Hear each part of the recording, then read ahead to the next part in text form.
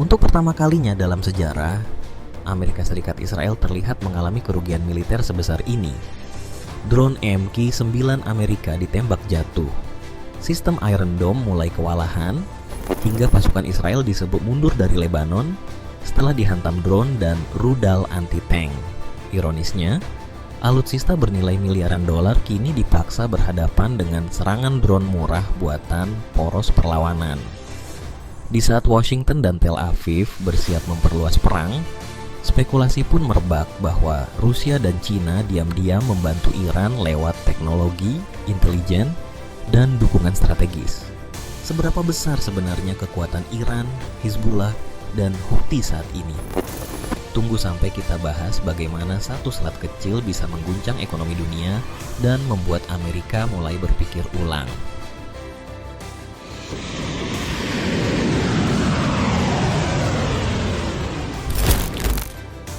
Daftar kerusakan alutsista AS dan Israel kali ini benar-benar membuat banyak pengamat militer mulai berpikir ulang tentang peta kekuatan konflik Timur Tengah. Di Iran, salah satu nama yang paling sering mencuri perhatian adalah MQ-9 Reaper. Drone tempur Amerika ini selama bertahun-tahun dikenal sebagai simbol dominasi udara modern yang sulit ditandingi. Hampir seluruh operasi pengawasan Amerika di Timur Tengah sangat bergantung pada drone jenis ini. Karena itulah, ketika IRGC merilis rekaman jatuhnya MQ-9 di sekitar Selat Hormuz, efek psikologis dan militernya langsung terasa besar. Beberapa laporan bahkan menyebut jumlah drone yang hilang bisa mencapai puluhan unit sejak konflik meningkat. Nilai kerugiannya disebut mendekati miliaran dolar. Namun yang lebih mengkhawatirkan bagi Pentagon bukan hanya harga drone-nya, melainkan melemahnya kemampuan pengawasan udara Amerika di salah satu kawasan paling sensitif di dunia. Situasi makin panas ketika muncul laporan soal Orbiter 5. Drone pengintai buatan Israel ini disebut jatuh di sekitar Hormuz dan diduga digunakan dalam operasi intelijen regional. Bahkan ada klaim bahwa drone tersebut dioperasikan oleh pihak sekutu Israel di kawasan Teluk. Orbiter sebenarnya punya peran penting karena mampu memberikan informasi langsung tentang posisi target dan aktivitas militer lawan. Drone seperti ini biasanya dipakai untuk membaca situasi medan sebelum operasi besar benar-benar dijalankan. Namun ketika bangkai drone itu berhasil ditemukan Iran, dampaknya bukan lagi sekadar kerugian teknis. Banyak analis menilai Iran bisa mempelajari perangkat pengintaian di dalamnya. Lalu perhatian dunia beralih pada MQ-4C Triton. Ini bukan drone sembarangan. Triton sering disebut sebagai salah satu aset pengintai udara tercanggih milik Amerika Serikat. Tugas utama drone ini benar-benar krusial. Triton digunakan untuk membaca pergerakan kapal perang, memantau aktivitas militer Iran, sekaligus mengumpulkan data intelijen strategis. Bisa dibilang, drone ini adalah mata raksasa Amerika di Teluk Persia. Karena itu, ketika sebuah MQ-4C dilaporkan jatuh di dekat Bushehr, situasinya langsung mengguncang banyak pihak. Yang membuat insiden ini begitu sensitif adalah harga satu unit Triton yang disebut mencapai ratusan juta dolar.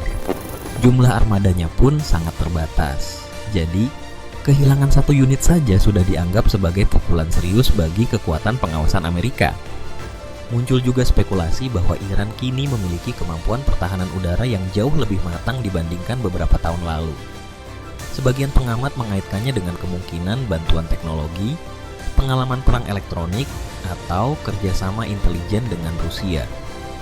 Situasi makin panas setelah muncul pernyataan seorang mantan kolonel Amerika yang menyebut sistem sensor inframerah Iran mungkin menjadi tantangan baru bagi jet tempur seperti F-15. Walaupun banyak detailnya masih diperdebatkan, pernyataan ini langsung memicu spekulasi besar. Sebab selama ini, F-15 Israel dikenal sebagai salah satu tulang punggung utama operasi udara mereka.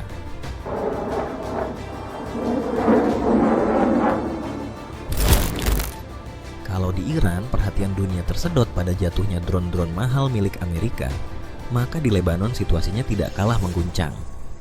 Kali ini yang menjadi sasaran justru simbol pertahanan udara paling terkenal milik Israel, Iron Dome. Selama bertahun-tahun, Iron Dome dikenal sebagai tameng utama Israel dari serangan roket dan rudal jarak pendek. Sistem ini menjadi salah satu alasan mengapa Israel mampu bertahan menghadapi serangan lintas perbatasan dari Gaza maupun Lebanon. Karena itu, ketika rekaman drone EFPEV Hizbullah menghantam peluncur Iron Dome mulai beredar, efeknya langsung terasa besar, baik secara psikologis maupun strategis.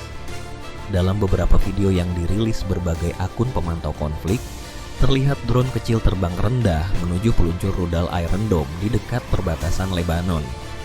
Beberapa serangan bahkan disebut menghantam langsung tabung peluncur rudal.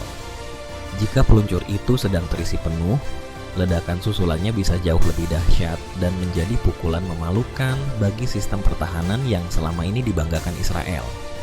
Laporan open source bahkan menyebut setidaknya 9 peluncur Iron Dome menjadi target sepanjang bulan Mei. Angka ini jelas mengejutkan karena Israel diperkirakan hanya memiliki puluhan peluncur aktif yang disebar di berbagai wilayah. Artinya, setiap kerusakan bukan sekadar kehilangan alat, tetapi langsung menggerus lapisan pertahanan udara yang selama ini menjadi kebanggaan mereka. Selain Iron Dome, perhatian juga mulai mengarah pada Drone Dome atau sistem anti-drone Israel. Sistem ini sebenarnya dirancang khusus untuk mendeteksi dan menghancurkan UAV kecil yang sulit terbaca radar biasa. Tidak berhenti di situ, radar tipe RPS-42 juga ikut disebut dalam berbagai laporan konflik Lebanon. Radar ini memiliki fungsi penting sebagai alat deteksi ancaman udara kecil, termasuk drone dan proyektil cepat. Dalam perang modern, radar seperti ini ibarat mata bagi sistem pertahanan udara. Kalau radar terganggu, maka kemampuan membaca ancaman otomatis ikut melemah. Dan ketika lawan mulai memahami titik lemah radar itu, situasinya bisa berubah jauh lebih berbahaya bagi Israel.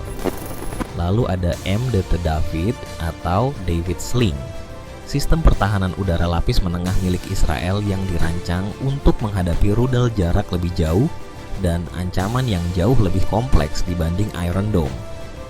Sistem ini selama ini dianggap sebagai salah satu lapisan paling vital dalam pertahanan berlapis Israel. Karena itu, ketika sistem seperti ini mulai disebut dalam laporan serangan atau gangguan operasional, perhatian dunia langsung tertuju ke Lebanon. Walaupun sebagian klaim di medan perang masih sulit diverifikasi sepenuhnya, satu hal terlihat semakin jelas dari konflik kali ini. Hizbullah bukan lagi sekadar kelompok bersenjata biasa yang hanya mengandalkan roket sederhana.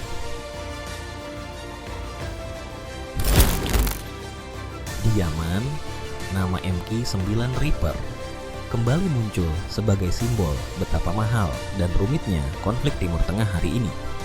MQ-9 memiliki peran besar dalam operasi militer Amerika. Drone ini digunakan untuk memantau pergerakan Houthi, mengawasi peluncuran rudal, hingga mendukung serangan presisi. Bahkan dari puing-puing drone yang jatuh, ditemukan rudal AGM-114R 9X atau Flying Ginsu, senjata khusus yang dirancang untuk menyerang target tertentu dengan kerusakan minimal di sekitar area sasaran. Dampaknya bukan sekadar kerugian miliaran dolar. Amerika kini dipaksa bekerja jauh lebih keras untuk menjaga jalur laut strategis. Sebab jika Bab El Mandeb terganggu atau bahkan tertutup akibat eskalasi perang, rantai pasok global dan distribusi minyak dunia bisa ikut terguncang hebat.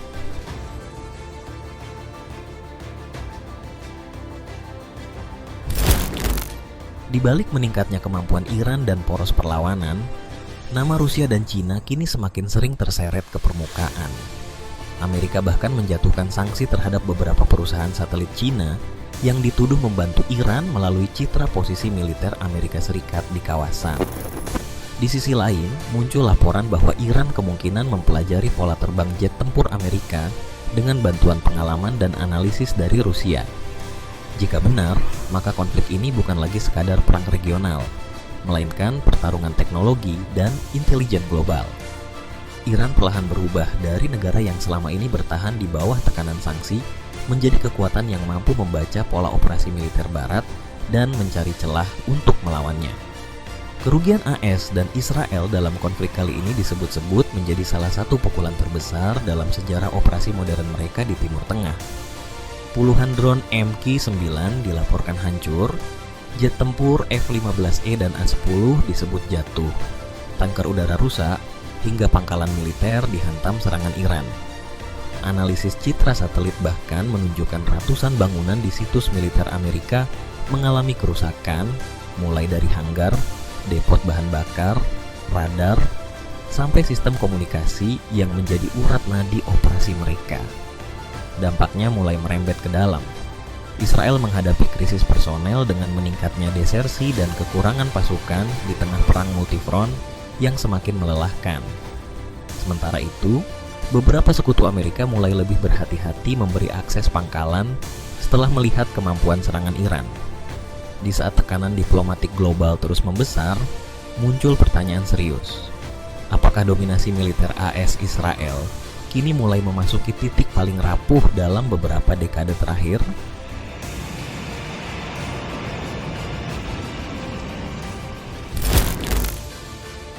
Kini dunia menunggu dua kemungkinan besar, eskalasi atau deeskalasi. Iran disebut telah menyiapkan babak ketiga perang jika AS kembali menyerang, termasuk ancaman penutupan Bab el-Mandeb dan gangguan terhadap jalur energi global. Houthi di Yaman masih terlihat menahan diri, tetapi mereka terus mengirim sinyal bahwa mereka siap bergerak kapan saja. Di Irak, kelompok PMF juga mulai memamerkan rudal dan drone mereka. Jika semua front ini aktif secara bersamaan, dampaknya bisa mengguncang ekonomi dunia dalam skala besar. Namun di sisi lain, semua pihak sadar bahwa perang besar bisa berubah menjadi bencana bersama. Karena itu, negosiasi, penundaan serangan, dan perang bayangan mungkin masih menjadi pilihan paling realistis untuk sementara waktu.